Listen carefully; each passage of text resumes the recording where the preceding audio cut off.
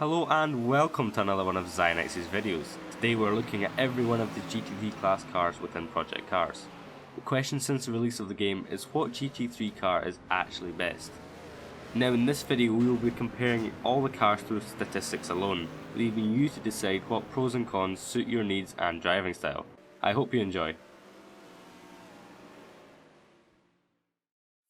Now to kickstart this video, let's look at top speed. As you can see, the Aston V12 Vantage is only by a few miles an hour the fastest in a straight line according to the Project Cars statistics. If we are to be honest here, the middle group of cars including the Mercedes GT, McLaren 12C and both of the Astons are very evenly matched. You will only suffer in this department if you opt for the likes of the Audi R8 or the Porsche.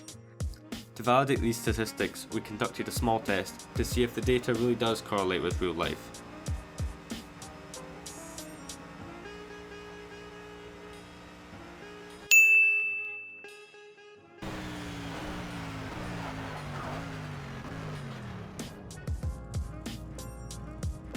On to acceleration. The two Mercedes cars lock out this category, with each reaching 62 miles an hour within 3.09 seconds.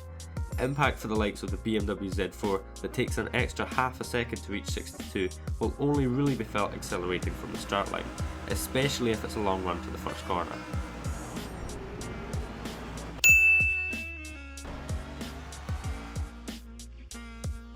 When it comes to horsepower, stats tell a very interesting story. The SLS has substantially more horsepower than the competition, and interestingly 50 more than its successor, the GT. What is more surprising is, although the Aston Martin GTE has 100 brake horsepower less than the Merc, it reaches the second highest top speed and is only 0.4 seconds slower to 60. It does make you question, what is the SLS actually doing with more power? Contrary to what Jeremy Clarkson would say, power is not everything. Weight is one of the most important categories to compare, as handling is based firmly on the car's ability to carry its bulk around the corner. Unsurprisingly, the Ginetta comes out on top, weighing in at just 1,200 kilograms. All the cars sitting around the mid-table are the best handling cars, with the Aston GTE, Audi R8 and both BMWs being well suited in terms of stats. Personally, I think both Mercedes are undrivable, and the McLaren being the most understeering car in the game, all because of their weight. Torque is essential for both stars and sustained power. For getting off the line, you need good traction, a light car and torque. Not all of these go hand in hand however. A light car might not apply enough force downward on the wheels to have sufficient traction, for example, but I digress.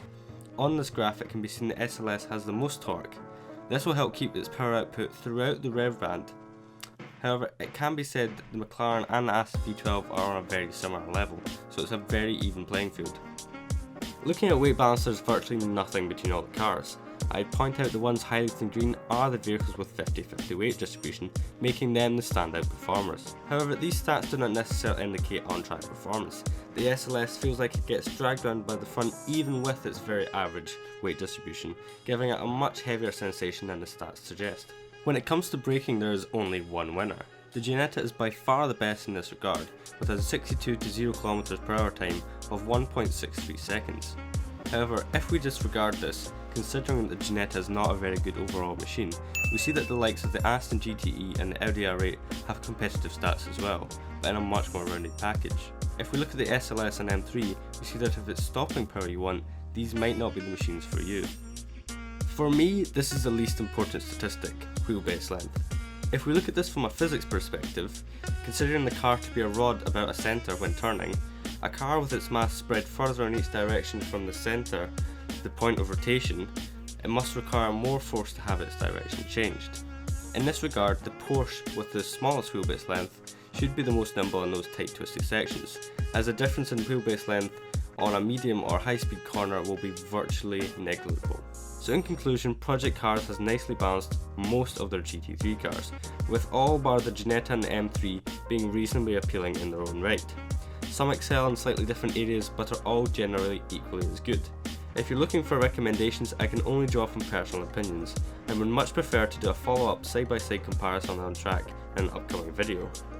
My favourite car that suits my driving style has to be the Porsche, but your mileage may vary. If you enjoyed watching this video, please like and share, and be sure to subscribe. Thanks very much for watching, and I'll see you later.